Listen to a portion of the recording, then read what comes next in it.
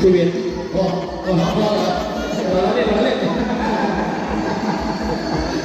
อเคครับนักกีฬาจับเชือกจับเชือกครับจับเชือกนะอยู่จับนะครับนักกีฬาก้าวที่ละว่า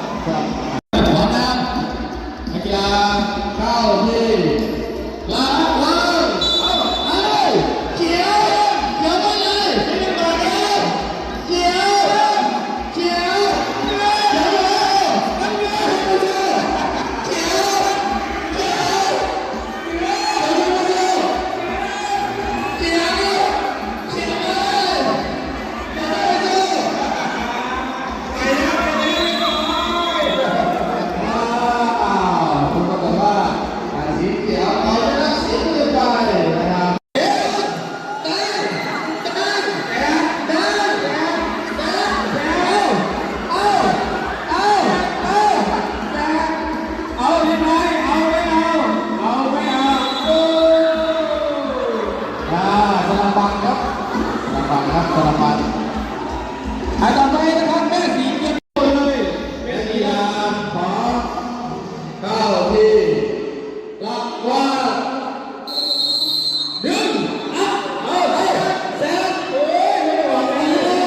เซฟเลยเอาเฮ้เฮ้ครับพี่เรียบร้อยสรุปกับสีแสดชนะเอาชีกับสีเขียว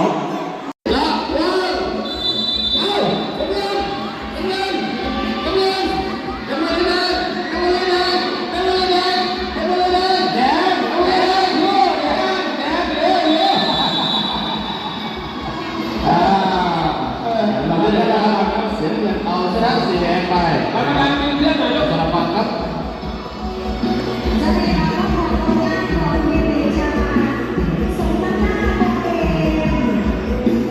โอ้ย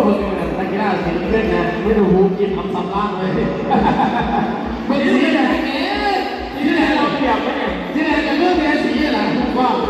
ในหน่อยใจใจในหน่อยใจใจให้กันอ้าวนักกีฬาจับเชือกครับสีแดงปล่อยสีแดงปล่อยแล้วไปบอลปล่อยบอลโอเคจับเชือกครับนักกีฬาเข้าที่ละเอิญเลยเดินคุณได้แล้วหรือเปล่าทำไมเดินทำไมอยู่เฉยไม่ได้เด็กเอาบอล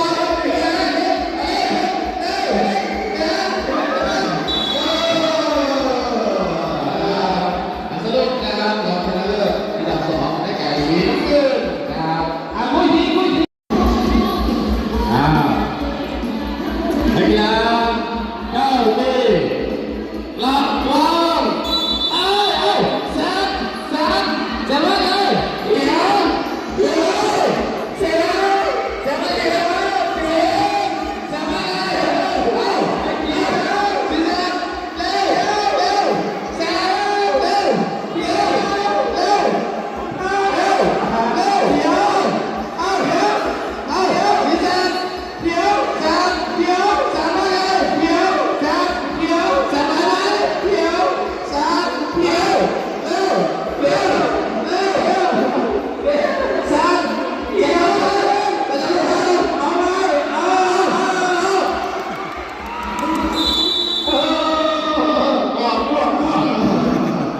สลับฟังครับสลับฟัง สลับฟังเลยฮะสลับฟัง ครับ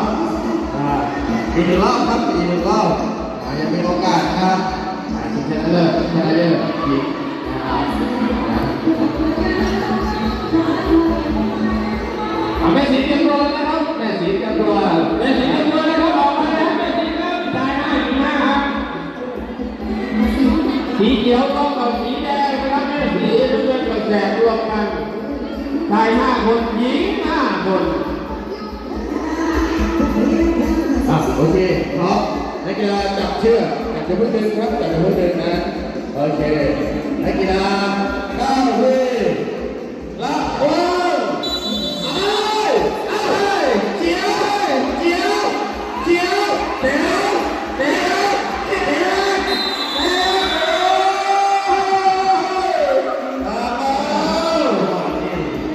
ดีเอาหัวหน้าทีมหัวหน้าทีมหัวหน้าทีม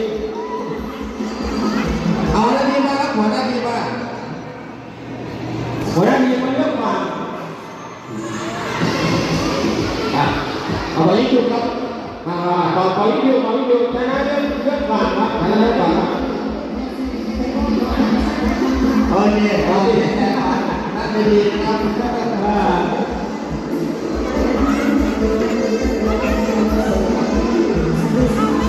บรู้ว่าใครจะชนะนะครับ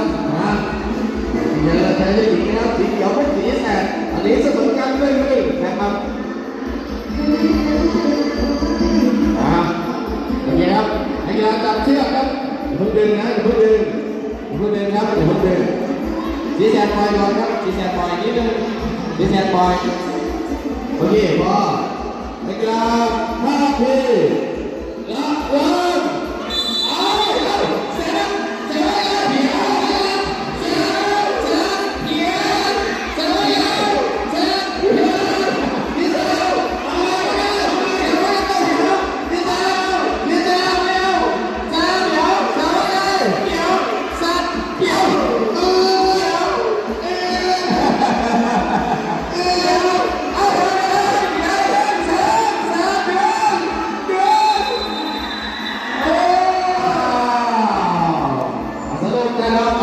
สี